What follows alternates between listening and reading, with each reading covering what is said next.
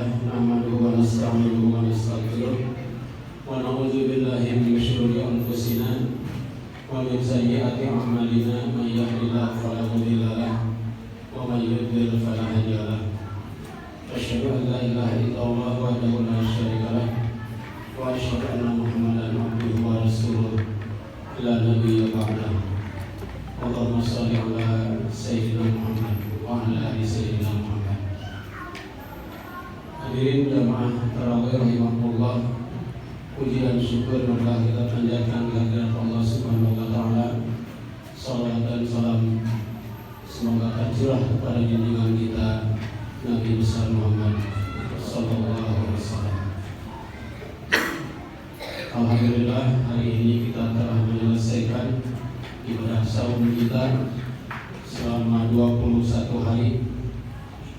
Marilah kita laksanakan ibadah saum kita dengan sebaik-baiknya dan kita berharap kepada Allah mudah-mudahan amal ibadah kita diterima oleh-Nya.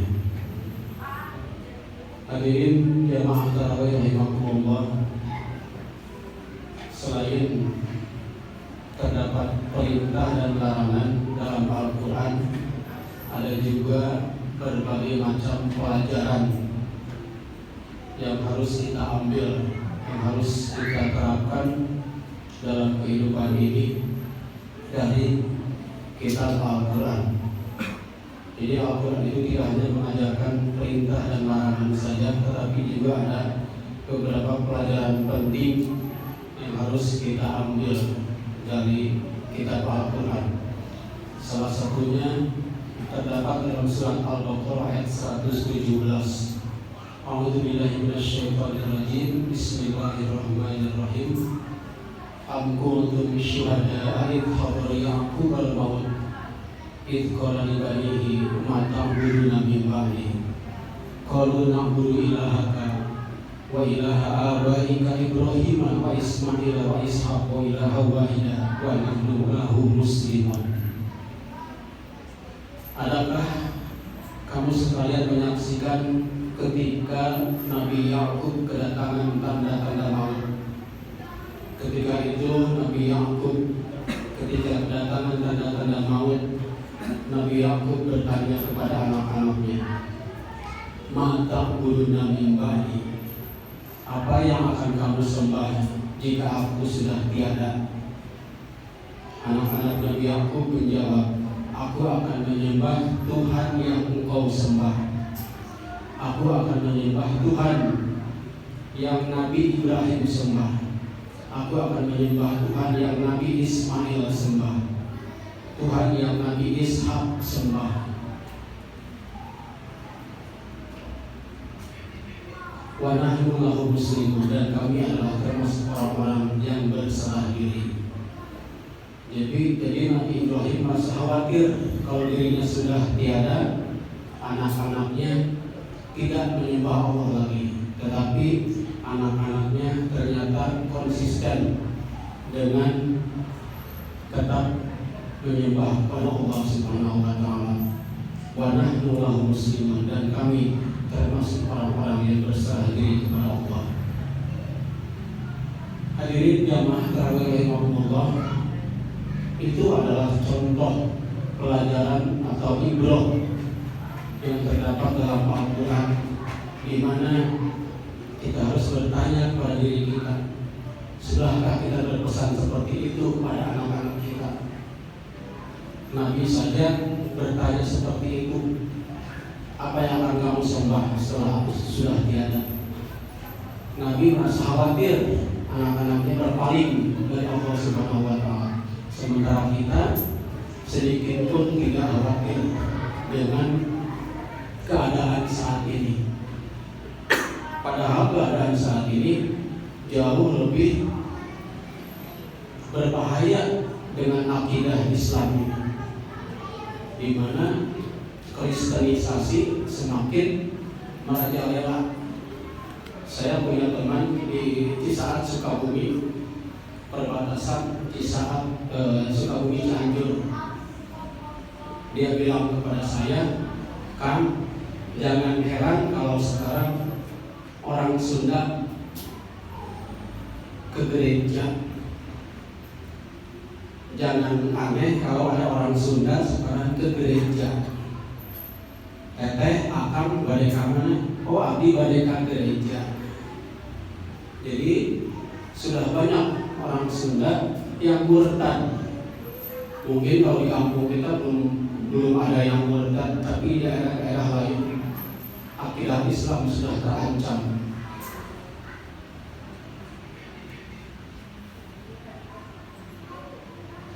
Hadirin jamaah tarawih rahimakumullah,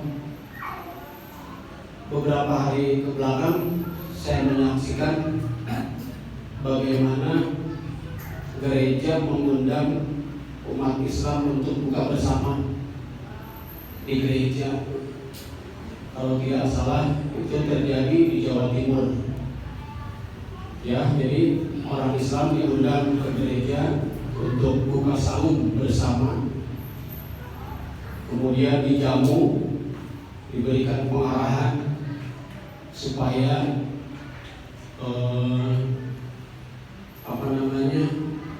intinya orang Kristen itu merangkul umat Islam, bukan memukul, tapi merangkul. Sebab kata orang Kristen, kita itu adalah domba-domba yang tersesat, makanya harus dirangkul, harus diajak, bukan dimusuhi, bukan dipukul, tapi dirangkul. Jadi sengaja umat Islam ini mengundang umat Islam untuk buka bersama gereja, sholat di gereja, sholawatan di gereja. Ini sering dilakukan oleh mereka. Di tempat kita aja tidak ada gereja, di Bandar Jati tidak ada gereja, tapi di daerah-daerah lain gereja sudah banyak berdiri, dan itu adalah sasaran dari kristenisasi yang mereka canangkan. Sebab 28 tahun lalu Kristen mencanangkan kristenisasi jangka panjang di Indonesia. Salah satu daerah yang sulit untuk dikristenkan adalah orang Sunda dan orang Padang, suku Sunda dan suku Padang. Jadi mereka mencanangkan kristenisasi itu di dua tempat, difokuskan dua tempat, suku Sunda dan suku Padang. Dan mereka gencar melakukan kristenisasi.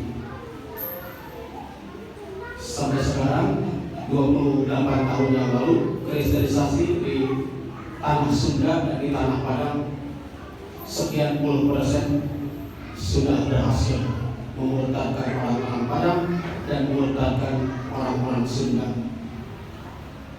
Kira-kira 5 atau 6 tahun ke belakang saya pernah menyaksikan ceramah agama dalam bahasa Sunda. Kalau tidak salah nama TV-nya TV Banten. Saya menyaksikan karena tertarik dengan bahasanya yang lembut, yang sopan, yang santun, memakai bahasa Sunda. Tapi ujung-ujung dari ceramah tersebut ternyata mengajak pemirsa untuk masuk agama Yesus. Langsung saat itu juga saya matikan TV-nya. Saya terjebak ke dalam bahasa yang sehalus itu. Jadi bahasa yang digunakan oleh mereka bahasa Sunda yang lemes, lembut, berbeda dengan bahasa kita ngomong sehari-hari itu kasar. Yang di Banten itu bahasanya lembut sekali. Saya tertarik dengan bahasanya, tapi ujung-ujungnya ternyata mengajak pemirsa untuk masuk ke dalam agama Yesus. Berarti orang Sunda sudah banyak yang murtad. Kita di sini tidak banyak tahu. Mereka yang ada di perbatasan Sukabumi, Cianjur, dan daerah-daerah pinggiran lainnya berjibaku melawan kristenisasi yang ada di Indonesia yang dicanangkan 28 tahun yang lalu, kristenisasi jangka panjang. Nabi berpesan kepada kita, kelak pada suatu zaman kalian akan mengikuti jejak orang-orang sebelum kalian. sejengkal demi sejengkal, selasta demi selasta, hingga mereka masuk ke lubang biara pun kalian akan mengikutinya. Para sahabat bertanya, ya Rasulullah, siapa golongan yang diikuti itu? Apakah Yahudi dan Nasrani? Jawab Nabi, ya, siapa lagi kalau bukan mereka? Jadi umat Islam sedikit demi sedikit, sejengkal demi sejengkal, selasta demi selasta, mengikuti jejak orang-orang Yahudi dan Nasrani. Dalam hadis lain disebutkan, man tashabbaha biqaumin fahuwa minhum. Barang siapa yang meniru suatu kaum, maka dia bagian dari golongan tersebut. Hadirin jamaah tarawih rahimahumullah, itulah yang dapat saya sampaikan, kurang dan lebihnya mohon maaf. Mudah-mudahan